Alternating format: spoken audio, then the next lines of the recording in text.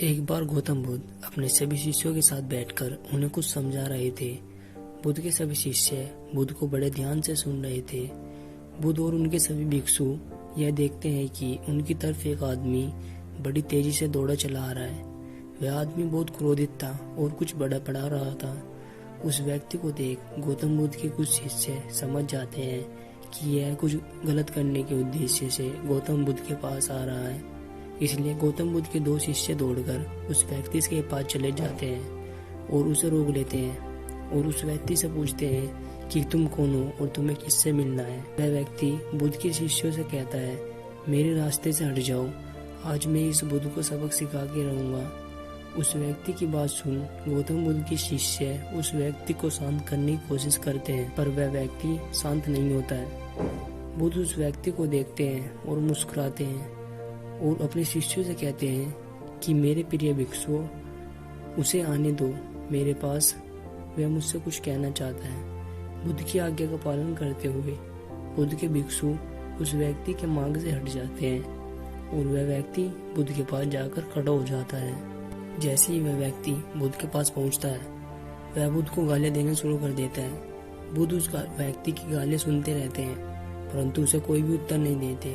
बहुत देर तक बुद्ध को गालियां देने के बाद वह व्यक्ति अपने मन में सोचता है कि मेरी गालियों का तो बुद्ध पर कोई भी असर नहीं हो रहा। इसलिए उस व्यक्ति का क्रोध और बढ़ जाता है और वह व्यक्ति बुद्ध के ऊपर थूक देता है। उसके बाद बुद्ध एक कपड़ा उठा देते हैं और उस थूक को पोंछ देते हैं। यह देख गौतम बुद्ध के सभी भिक्षु क्रोध से भर जाते हैं, पर बिना बुद्ध की आज्ञा के कोई भी भिक्षु अपना क्रोध प्रकट नहीं करता। वह व्यक्ति दोबारा से बुद्ध के ऊपर थूकता है और बुद्ध दोबारा से कपड़ा उठाते हैं और उस थूक को साफ कर देते हैं और मुस्कुराकर इस व्यक्ति से कहते हैं कि हे मित्र, तुम कुछ और कहना तो नहीं चाहते।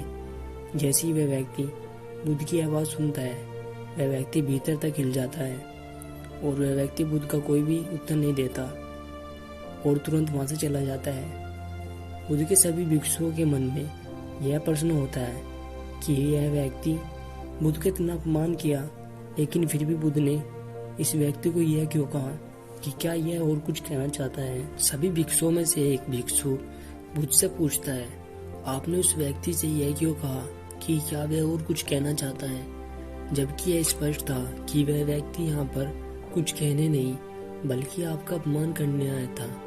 क्या आप उसके द्वारा किए गए अपमान को नहीं देख पाए? बुद्ध मुस्कुराते हैं और अपने सभी शिष्यों से कहते हैं कि मेरे प्रिय शिष्यों, अपमान और सम्मान उसे नजर आता है जो इन दोनों से चिपके रहता है। मैं इन दोनों से ऊपर उठ चुका हूँ, इसलिए अपमान न तो मुझे परेशान कर सकता और न ही सम्मान मुझे प्रसन्न कर सकता। वह व्यक्ति बुद्ध का अपमान करके अपने घर तो चला जाता है, लेकिन वह पूरी रात सो नहीं पाता। उसके मन में सिर्फ यही प्रश्न घूमता रहता है कि मैंने बुद्ध का अपमान किया, उन्हें गालियां दी, फिर भी उन्होंने मुझे कुछ क्यों नहीं कहा और यह क्यों पूछा कि क्या मैं और कुछ कहना चाहता हूँ, जबकि मैं वहाँ कुछ कहने नहीं बल्कि उनका अपमान करने गया था। अगले दिन वह व्यक्ति सुबह ही सुबह उठकर बुद्ध के पास चला जाता है और उनके चरणों में लेट जाता है। बुद्ध के सभी शिष्य यह देखकर बहुत आश्चर्यचकित हो जाते हैं कि जो व्यक्ति कल बुद्ध का अपमान करके गया था, आज वह रो रहा है और बुद्ध के चरणों में लेटा हुआ है। बुद्ध उस व्यक्ति को उठाते हैं और उस व्यक्ति से कहते हैं कि हे मित्र, तुम क्या कुछ और कहना चाहते हो? इतने में ही बुद्ध का एक भिक्षु बुद्ध को टोकता है और उनसे पूछता है कि बुद्ध, जब कल यह व्यक्ति आपका अपमान कर रहा था तब भी आपने यही बात कही थी और आज भी आप यही बात कह रहे हैं, इसका अर्थ हमें समझाइए।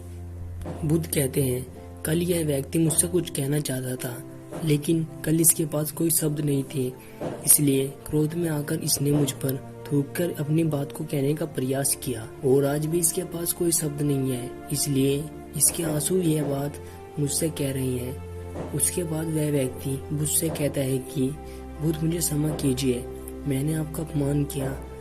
बुद्ध कहते हैं, तुम्हें क्षमा मांगने की कोई आवश्यकता नहीं है, क्योंकि क्रोध भी तुमने किया और उसकी पीड़ा भी तुम्हें ही पाई, इसमें तुमने मुझे कुछ नहीं नुकसान नहीं पहुंचाया। बुद्ध अपने सभी भिक्षुओं और उस व्यक्ति से कहते हैं कि क्रोध जलते हुए अंगारे की तरह है, जिसे हम अपने हाथ में पकड़ते हैं किसी और पर फेंकने के लिए, और सर्वप्रथम उस अंगारे से हमारे हाथ जल जाते हैं।